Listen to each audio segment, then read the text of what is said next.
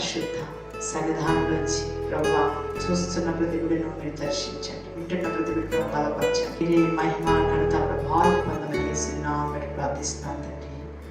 ఆమేన్. అందరూ బాగున్నారా? యేసయ్య ప్రభు ఈ లోకములకు విధేయతగా మనందరి కోసం రావడం చూస్తున్నాం. విధేయతకే అర్థము చెప్పిన వినయ మనస్కుడా, విధేయులుగా ఉండ మాదిరి చూపిన మనుష్య కుమారుడా. చూడండి, లోకంలోని ఘనతలు కావాలని ఎన్నో అనుకుంటారు, కానీ ప్రభు స్వరూపంలోకి సారూప్యంలోకి రమ్మని ప్రభు కోరుకుంటున్నాడు. ఈ రోజున ప్రభువుకు విధేయత ఉంటేనే కానీ ఏ విజయము రాదని దేవుని వాక్యం గుర్తు చేస్తుంది కదా. తల్లిదండ్రులను వేదన చేసే పిల్లలు ఉన్నారు ఈ రోజున.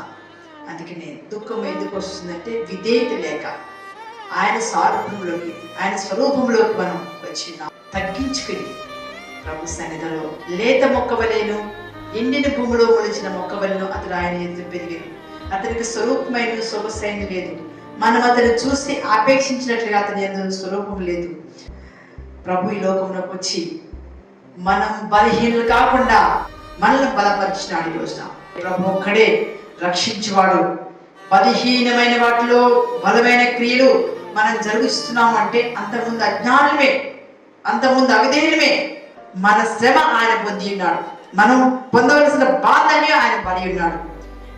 ఆయన మనందరి కోసం గాయపరచబడ్డాడు. ఏదైనా బాధ వస్తే మొదటిగా నేను పిల్లలకైనా పెద్దవారికైనా ఒకటే చెప్తాను, మీరు ఏడుస్తుంది కాదు, మీరైతే ముళ్ళు కిరీటం పెట్టుకోలేదు, ఆయన ముళ్ళ కిరీటం ధరించి మనందరి బాధను సహించాడు. అది జ్ఞాపకం చేసుకుంటే చాలు. నీతి నిమిత్తము దెబ్బలు పట్టబడ్డాడు. ఆయన నీతిమంతుడే, ఆయన ఏ పాపము చేయలేదు. మనందరి కోసం దేవుని బాహు మనకి ఇచ్చిన్నాడు. దేవునికి స్తోత్రం, హల్లెలూయా. ప్రార్థించుకుందాం. ప్రభువా, ఇగో నీ బాహుబలమే ధైర్యాన్ని, జ్ఞానాన్ని, శక్తిని, బలమును కలిగించింది. మా సొంత జ్ఞానం, మా సొంత తెలివని ఎవరైనా అనుకుంటే అది బలహీనత మా ప్రభా. అది చేత ఈ రోజున ఎంతమంది అయితే విన్నారో వీళ్ళందరినీ మీరు బలపరచండి. అయినా నువ్వు నా కోసం వచ్చావు కదా అని విన్న బిడ్డలందరూ గుర్తించుకుంటూ సహాయం చేయండి.